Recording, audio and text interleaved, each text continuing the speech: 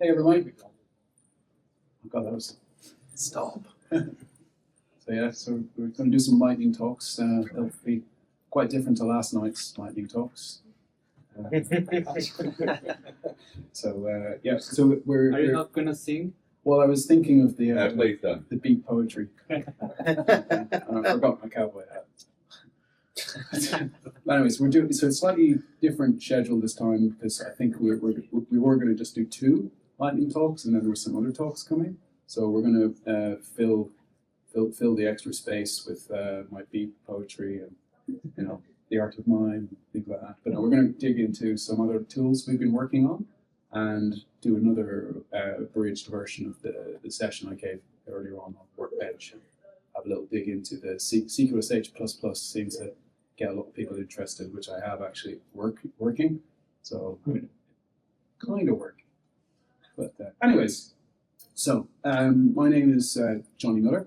I work for a company called Axonops. We do a lot of work with Cassandra, Kafka, tooling, things like that in that space. And this talk is related to one of our customers. They were using Python with FastAPI libraries to build all their stuff, and they hit this issue, and it caused me to the issue was so serious. They were like, "We're going to drop Cassandra." So I was like, "Oh, got to figure this out." So this was the outcome of that problem that I was helping deal with. So just to point out, it's a framework. It's up on GitHub. It's up on PyPy, and it's there for people to use. And there's a ton of docs up on the GitHub repo as well, explaining what it's doing, why it's doing, and such. So I don't know how familiar people are with async IO in Python.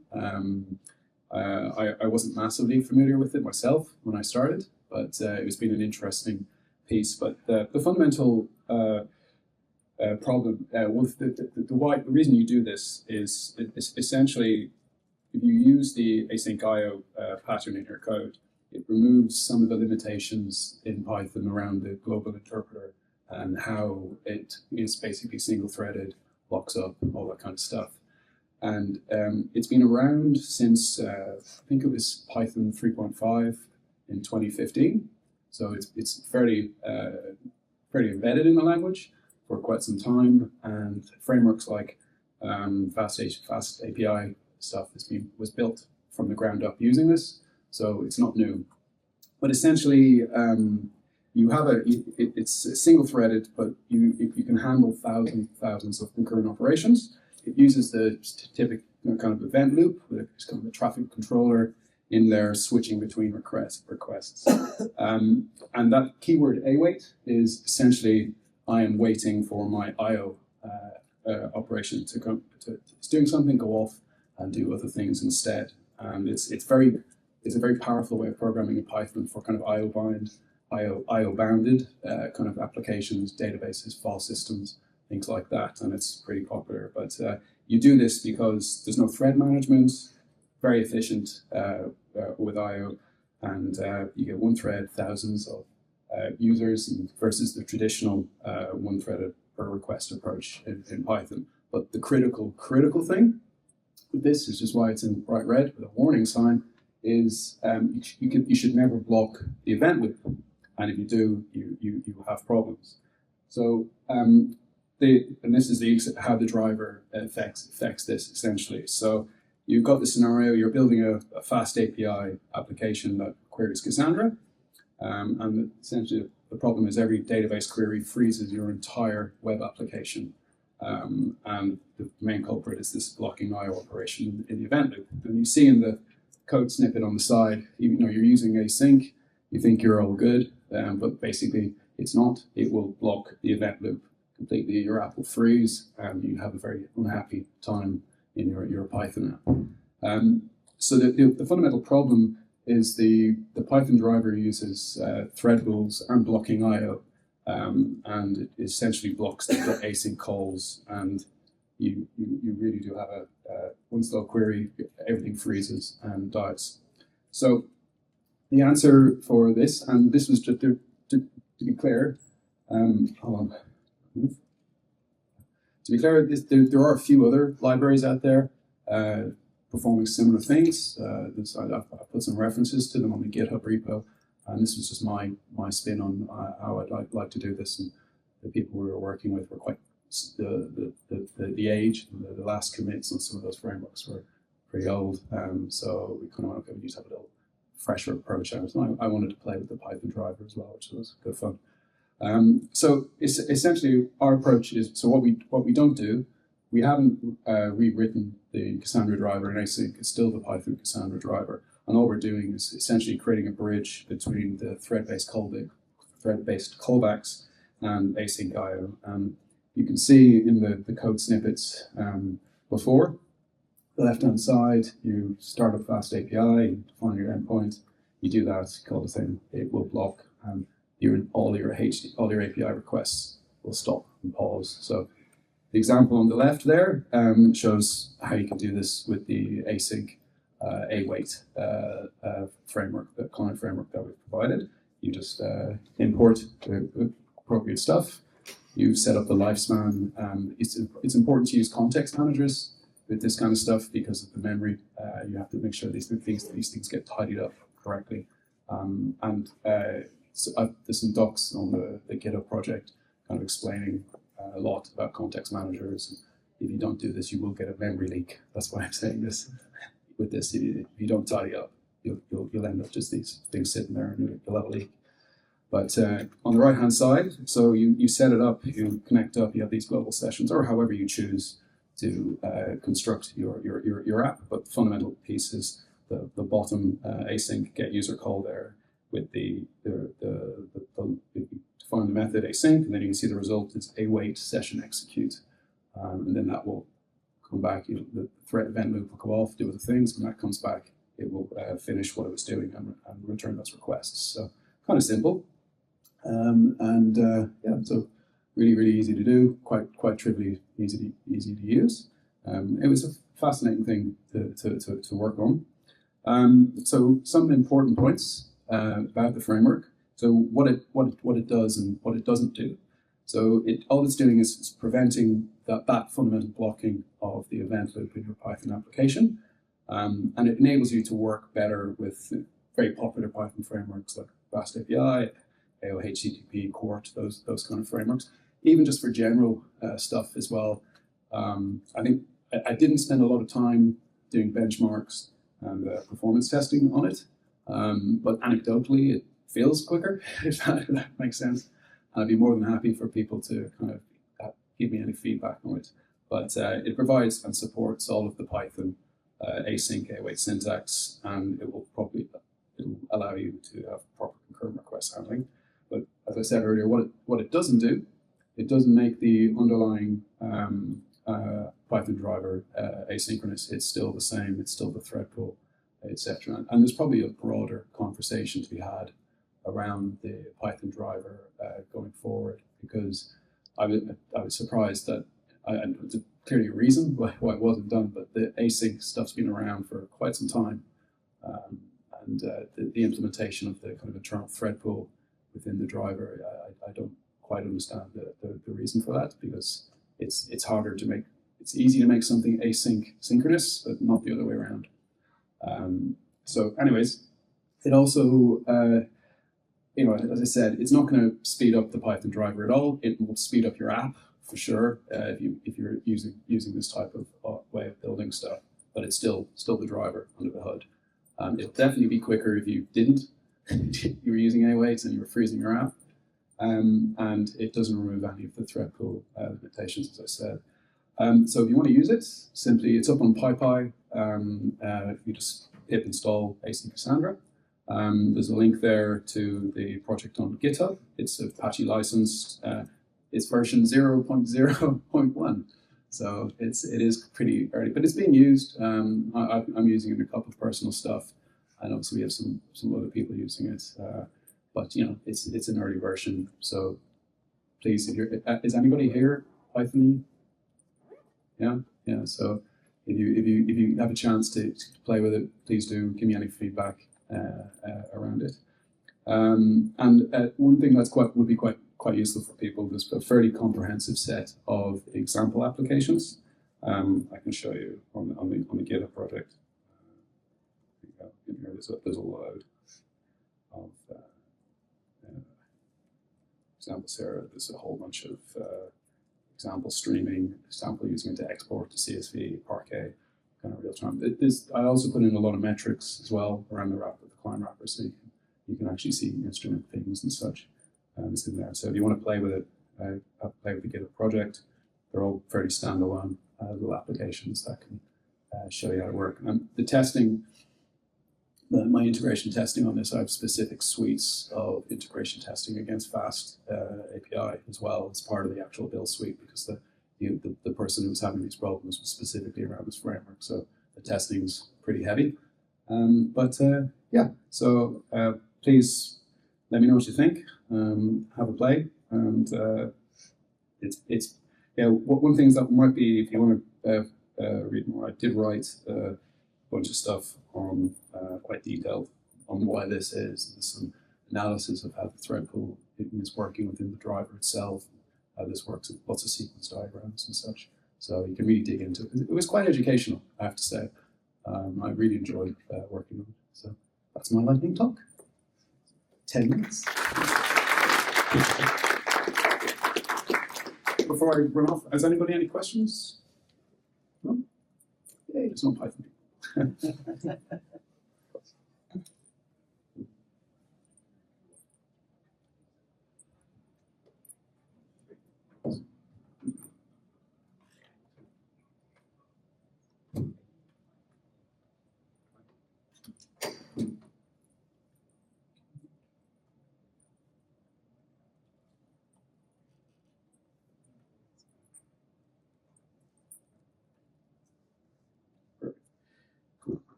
Yeah. So my name is Joaquin Casares, and I'm going to be presenting on the hidden costs of collecting metrics. Why your Cassandra monitoring could be costing you 4,000 times more than it should. But yeah, so when I ran this test, I was looking at MCAC, the JMX exporter, and the Axonops agent. And in order to get a valid test, I went ahead and set all the scrape durations to 5 seconds. I understand in production, typically Prometheus scrape durations are maybe 10, 15, 30 seconds. But in this test, I did want to make it as close as possible to the Axonops default. You can see right off the bat that JMX exporter is taking about 5 seconds of that 5 second clock to go and grab those metrics. MCAC did a really good job.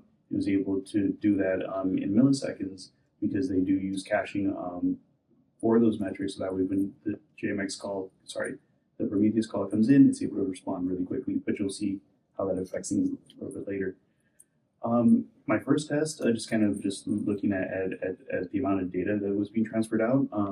Over 12 hours on just an idle cluster, we were getting about 236 gigs of data out from MCAC because they are missing the compression on that data, on the metrics. JMX exporter did compress those metrics, so it was a little bit smaller, and Axonops was super tiny.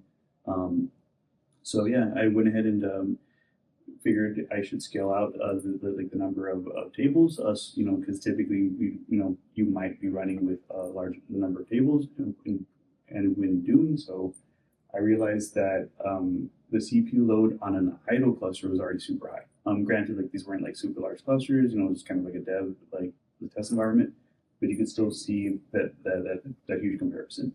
I figured to go ahead and increment by 100 if I didn't know how far to go. Very quickly, I realized that I was reaching the limitations on the MCAC and JMX exporter, but I still wanted to break Axonops, so I just kind of jumped test and said, let me just do 1,000 and see if I could see something. And I did see a little spike, but at 1,000, we're still relatively small.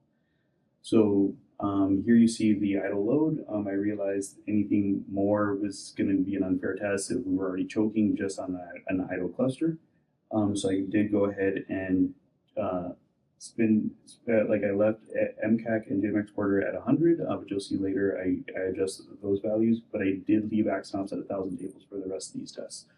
But here you can go ahead and see over 24 hours, it's 186 gigs still. And Axonops is going at 703 megabytes due to the way that we compress our metrics and send all that out. including logging as well, which isn't done on the other side, but logs are also included in this small number. Yeah, so CPU load seemed pretty small. On Axonops, MCAC and JMX export was a little bit higher. Write throughputs, you can see those numbers. I like durations a little bit better for me, so it took about a minute to run the test. JMX export took about 2 minutes, that makes sense. And on the reads, I did see a small change, again, due to the way that it does caching. So every time MCAC, Prometheus calls the MCAC bits, that did go ahead and change things a little bit more, so that type band between Axonops and MCAC definitely changed a little bit because we're doing additional reads on our machine.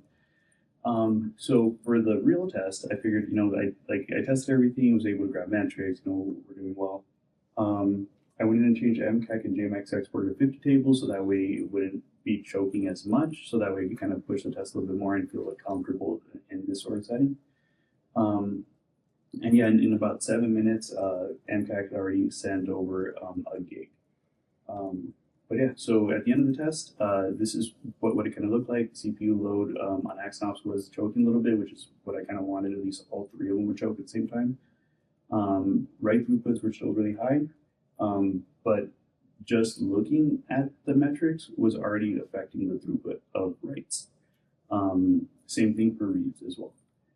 So the durations, you're still getting smaller write times in order to go ahead and push all these rows into Cassandra, while it's doing reads at the exact same time. Same thing for reads as it's doing writes at the exact same time. Also, additionally, this wasn't like a fair test because Axonops was able to go ahead and push all those rows in the allotted time. So I still had more data on the cluster. So it was like a gig, which isn't a lot, but either way, changing that. But yeah, honorable mentions, Datadog. I was going to look at it, but the issue with Datadog is it's more kind of high level. It's very org based. So if you're going to have like an ops team that's looking at all the metrics, it makes sense. If you're looking at Cassandra, you really can't get into like the key spaces, the tables, yeah, like I wrote these along with my coworker at the time from the last vehicle, Alan Rodriguez.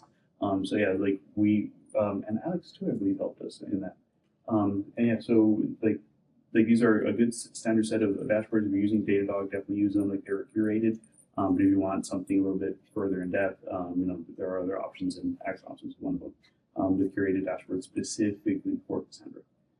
But yeah, that was that lightning talk on metrics.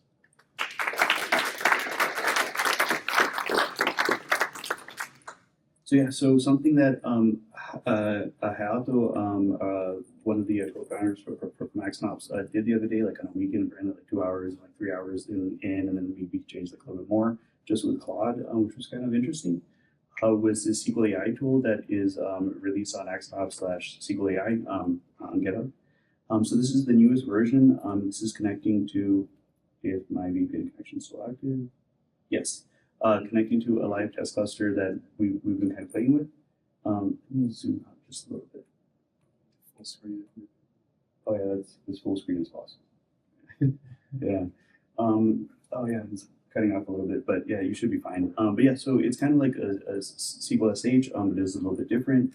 It has it's using Charm and Go, so that way you get like nice little tab autocompletes. So I could go ahead and choose one of our tables. I'll use Community Code 1. Tab gives me attendees. I could keep going further where order limits, but I'll just keep it real simple, just show you all. So it's nice, it's cute. It also has a command history, it's the same as SQL AI, but it's a little bit more visual. So I'm going to go through, choose one of these that I had chosen earlier. I think compaction, history. No, that's not the right one. Oh yeah, I guess that kind of works. So if you use Alt and arrows, you can go ahead and scroll through that sideways and down as well. Page up, page down also works. Yeah, and then like the fun little thing, because we're already using AI, might as well add some AI in there because everyone's doing that. Let's see, if you go ahead and hit F5, you have a conversation with AI, so you can ask something simple like, show me all the attendees at community overcode. So it does support OpenAI, Claude, and I believe one more if I'm not mistaken. But yeah, you just kind of go through and set up those API keys. It's talking to OpenAI right now, and it says, oh, based off everything that I know about your cluster that you're connected to right now, you're probably talking about this table and from this key space. So I could edit it, but I'll just execute that right now. And yeah, here are a few like attendees on our several data set. So yeah, feel free to play with it. It's nice. It's not. It feels like SQL SH, but it's a little bit better and a little bit snappier. If you run into any issues, feel free to raise a pull request. How's been spending a lot of time just kind of like tweaking and stuff. But yeah, hopefully you all like it. Thank you very much.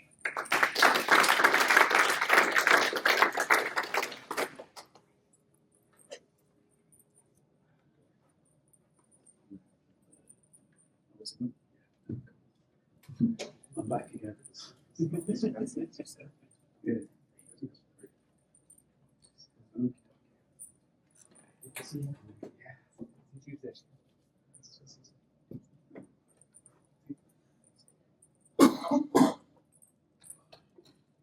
I always get a cold on planes. So, we gave a talk earlier in the week on Workbench. Just to be clear what Workbench is. So Workbench is a desktop application we've been building for Cassandra. It's completely free. It's Apache licensed. It's up there on GitHub, and you can download and install it for Mac, Windows, Linux. It's also signed as well, so as you have to do, you have to get like a certificate, sign this, so your computers let you install it. But just to give you a bit of history on this, and how it works. So I started building this a while ago, and it was really a kind of a project of passion, if you will. I love CLI. I use CLI. I'm not a desktop GUI guy, but I work with a lot of people who like that, who need that. And I kept coming up against people new to Cassandra. They just want to play, they just want to connect up, they just want to execute some queries, click on trees and things like that. It's a lot, with a big barrier to entry. Just, okay, I have to get this installed, I have to SSH on this, I have to do this, I have to do this. And they just want to kind of not just connect up. And for sure, there's tools out there as well that you can do, IntelliJ and things like that in there. But I kind of felt I wanted to build something from the ground up for Cassandra. So it's a Cassandra one. It's made for Cassandra. It's not made for CQL. It's not using JDBC, shins. It is as you would want for Cassandra. And the way the app has been built is essentially I've got a slight fork of Python CQSH, and I've added some specific hooks into that to allow me to work with it. And when I take that CQSH, I bundle it up with PyInstaller, and then I have an Electron wrapper around that I bundle up everything together, and then essentially the Electron piece is interacting with the CQSH piece through essentially a form of socket. There's different options on Windows and Mac and Linux, but it all works like that. And you get everything in CQSH plus all of the kind of richer GUI things that people like to see in their application. But under the hood, it's delegating things to what is CQSH. But I'll talk more on that later as well. So this might be a bit tricky on the resolution, but is that working? Okay, so once you install Workbench, just go to either the GitHub project or our website, axonops.com/workbench. I'd suggest downloading it from there because I manage the ones. I do a release on GitHub. I like to test it a little before I update it on the website. So you can feel free to take it directly from the project, but what I redirect you to on the website is the one that this is the one you should probably use. Similarly, there's an auto updater in the app that will tell you what new versions to download and install. We released version 1 this week, especially for community overload. Thank you very much. Yeah, it's fairly. It's got a lot of features in there. The stuff that we I was saying this, we did, there's a lot of right-clicky actions on stuff, and it was just like really after a while was just we had to move on to something else. It was soul destroying to keep doing this. So the right-clicky stuff is not feature complete yet, but there's still a lot in there. But anyway, so first thing you do, you install it, set it up. We have this concept of workspaces. So the idea of workspaces are you can have like a workspace that contains multiple connections in there. So like your prod, your non-prod, different whatever in there. So it's a group of connections. And then you create your workspace, you then go in there and you can then add connections to that workspace. Now, the reason we did the workspaces piece, because one of my things I really gets on my nerves all the time, I can't remember connections, where they are. There are multiple wikis, or I wipe my laptop and, oh God, I can't remember all my connections. I got to figure these all out again. The nice thing about the whole workspace stuff is if you see the files in there, that's all perfectly fine to check into Git, yeah, and share between your colleagues. So the idea is you create your workspaces, set up all your connections. You go say, I need to check this out. You have a new connection, you just pull, you get all of the new connections in there. So the obviously security on that kind of stuff. So we don't allow you to store passwords and such in there. In fact, we won't even accept the configuration if there's a username and password in there. We just completely say, nope, you ain't going to use it. What we do is when you install the app, we create a symmetric key in the keychain that's shared between the Electron process and the Python process, both getting that from the keychain. And so all of the credentials get encrypted with that key and then stored also in the keychain on the OS. So both processes have a nice way of getting the kind of secure information from the keychain that's already encrypted with the same key. And we use that key as well for how the process we encrypt the traffic between the two processes as well with the same key, because you have to be careful. It's a desktop app. I mean, if somebody compromises the keychain, well, I can't really do anything about that, but you can get some weird things on people's desktops that can sometimes do strange things. So we took that kind of into account. But when you create a connection, you have a bunch of options there. We support Apache Cassandra, obviously, DataStax Enterprise. Thanks very much, Jeremy. I think he's gone for his help with that. We also support Astra DB as well. So you can go in and connect up to whatever kind of flavor of Cassandra you like. You create a connection, you give it a descriptive name, usual stuff. Interesting one here I added as well is the write time.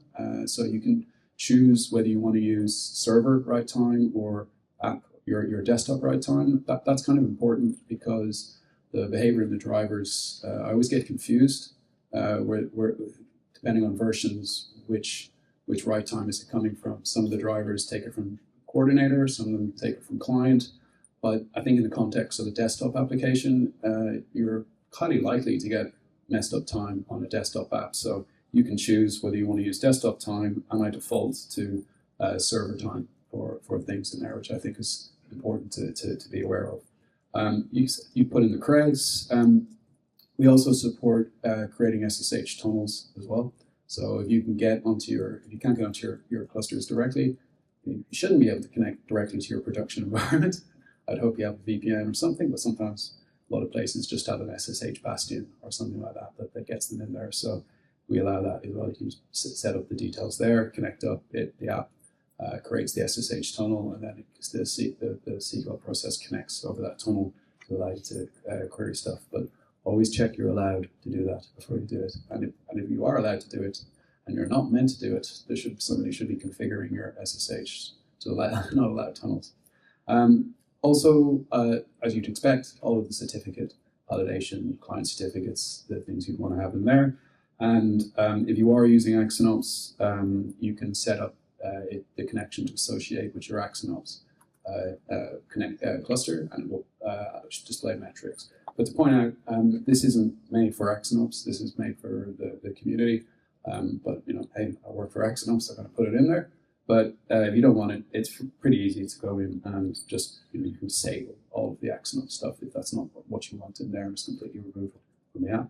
And also, it's a community project. So I was having some good discussions, I think, with Chris around options around other things to integrate with, integrating maybe with Astra things or maybe Grafana dashboards or anything like that. So if anybody has any ideas for kind of integrations they might like. In fact, I was also thinking of something on the Cassandra sidecar as well for there. So I think they're still here. I need to grab them. I was thinking that would be nice to get some kind of way of interacting with those APIs from Workbench as well, particularly the bulk analytics piece. That could be quite cool. But yeah, it's in there. Other important thing to point out is that we also have this concept of environment variables. If there are things that you don't want to put in the configuration for your connection, you can extract it out to templated variables that you can define. They have scope as well. All your workspaces, specific, you can have this. So if like my username is the same for every single database, you could have a templated variable or different types. So the idea is to make, I do a lot of Ansible, so I figured I'd get some kind of templates in there. But anywho, you connect up, and then you get the usual things you'd expect from a kind of DB application. And apologies, the resolution is a bit tight here, but you get the usual tree type stuff. We pull down all your data centers, your nodes, all of your key spaces, tables. We've put a lot of thought as well into the kind of Cassandra features. Like we have things like counter tables grouped into their own kind of leaf.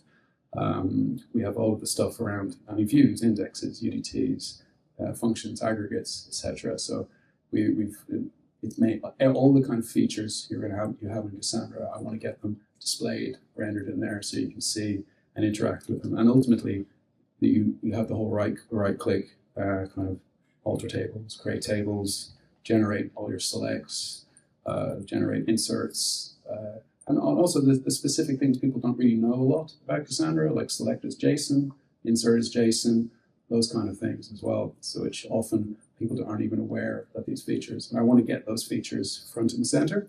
So somebody who's new to Cassandra can launch the app and go, oh, look at this, I can select as JSON or create UDTs. But yeah, so you can go in and create tables, create counter tables. You can go in and create your key spaces, everything like that. So the other thing I wanted to do with these kind of right-click GUIs is not like I want to educate people on CQL and the syntax. So you create your key spaces. If you create with a simple strategy, I give you a warning saying, hey, don't use simple strategy. That's not really a good idea. But you can if you want. I also contextualizing. I've got the data centers in there already. You can create your replication factors. Durable rights. What's durable rights? I can turn that on. I can turn that off. But ultimately, though, you switch around and you get the CQL.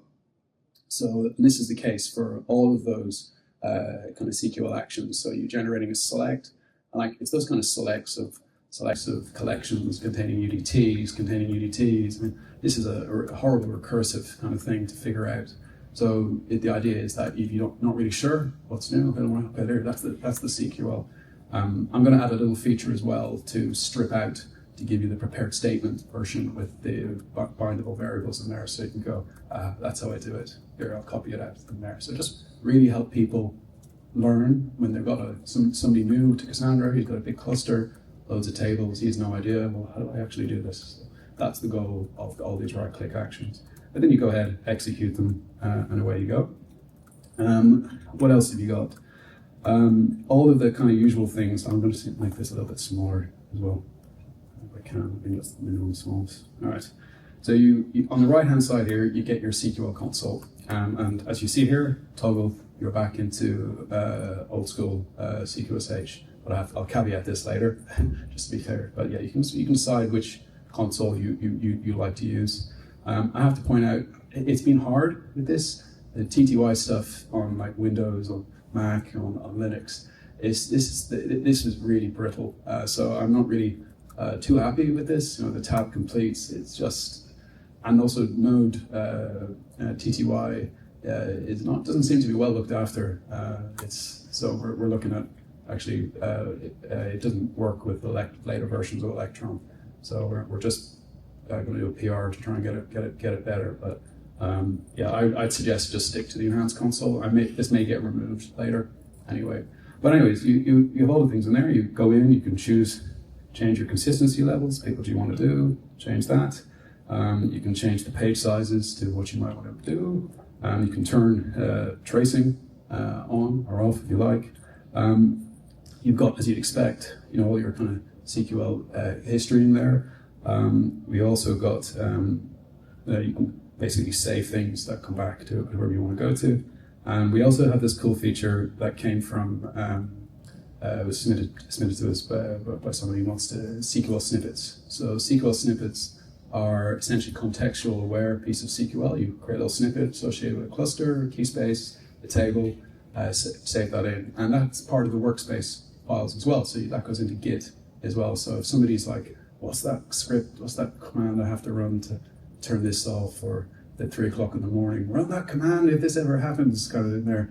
You got all in there in sort, and it's all searchable as well. You can tag it, if you have logical tags, this is like cluster blowing up SQL tag, search across them, everything like that. And they're also contextualized to the actual, where there's a snippet. So there's my key space. You can see, okay, I've got a snippet in there. There's my snippet, and I go, hey,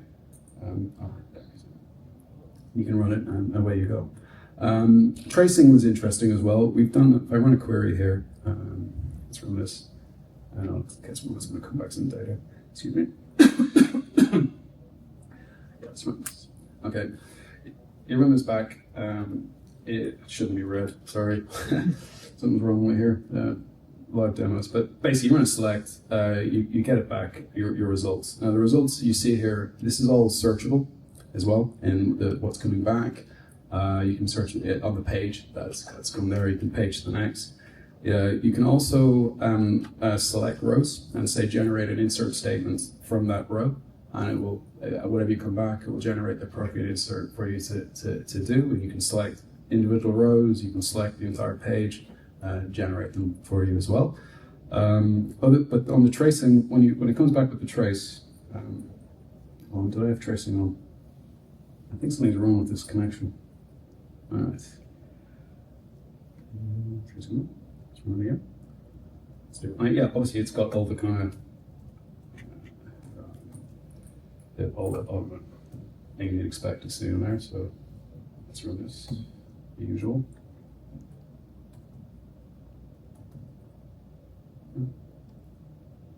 I think I've lost that's why it's breaking. Sorry, I'm going to have to reconnect. Go. Let's connect. That was the cluster you were connected to, Joaquin. What did you do? It was the AI. Yeah. Bloody AIs. Okay, so put the tracing on. Let's see. Let's try and run that query again. There you go. Want to return some data. There's the results coming back, and then I've traced that query. You see a little trace icon there, pulls you in, brings you a nice visual representation of your query trace, and also all of the steps in there, which just like your result sets are all searchable. Yeah, you can order by time, by source. I've extended this to also work because I know the topology. I've got the IP, and I pull out the DC it's associated as well, so you can. If you're multi-DC, you can actually filter into the stuff quite easily around that, and you can sort by time, see all the kind of stuff you want to figure it out, and then you can also focus on individual nodes in what have been hit, or just kind of coming back all. So it's all hopefully giving you a much more visual representation of this. And we're probably going to do something similar to what you saw in the GoSQL AI to say, let's send this off to ChatGPT or something. Tell me what's going on with this trace as well. So there'll be a little AI, hey, do this. Should be trivially easy to do. That's the enhanced console. We also have a feature there this is really hard in this resolution. I might actually just play the video on this. Let's go. Sorry guys, it's the res.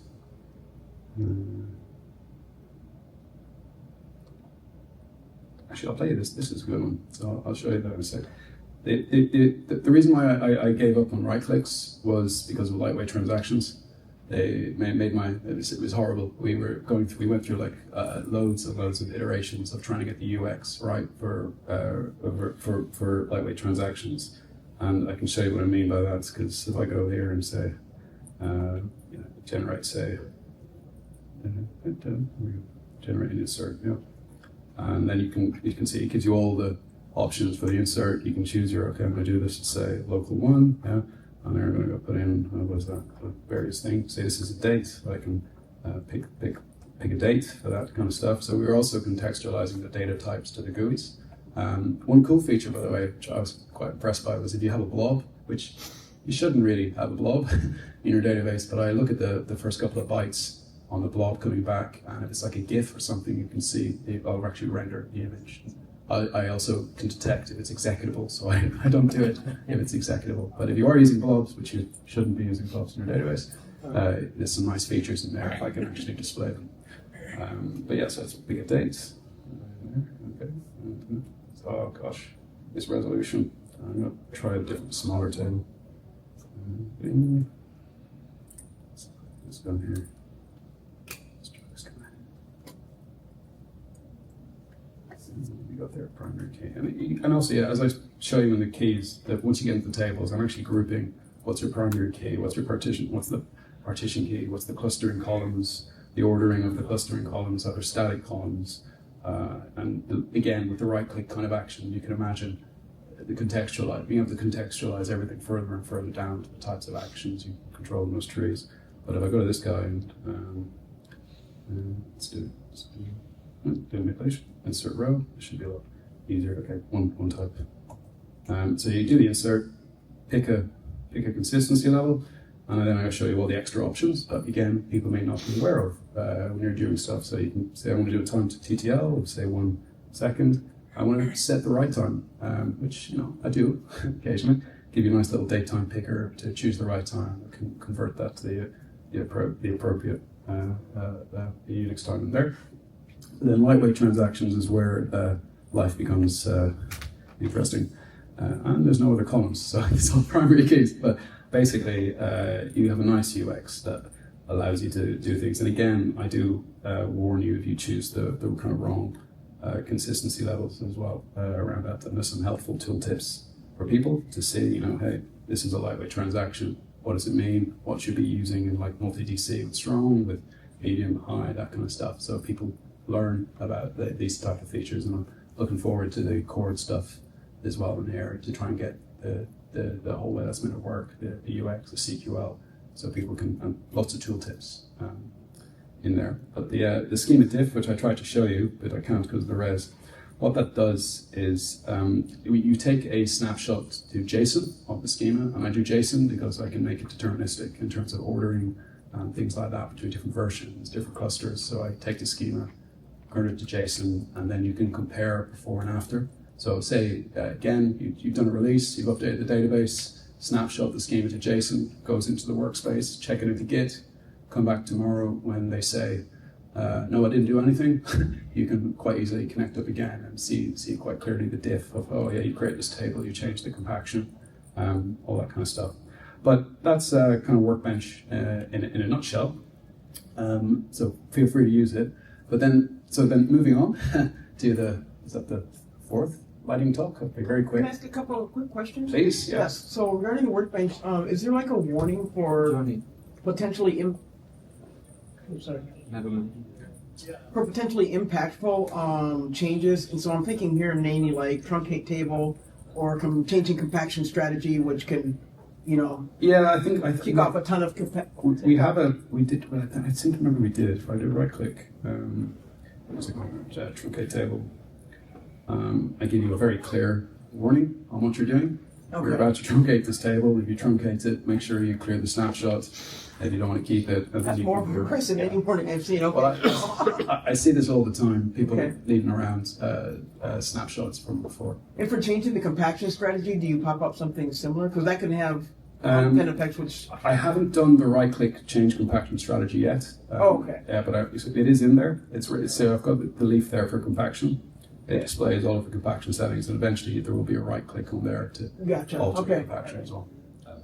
It is lunchtime now. It is lunchtime. It is actually, we're actually. All right, I'll finish with I'm getting rid of the Python SQSH, and I've re-implemented SQSH in C++, and that's what I'm going to switch over to. And the reason I'm doing that is because PyInstaller gets marked as a Trojan on certain security scans, which is kind of alarming.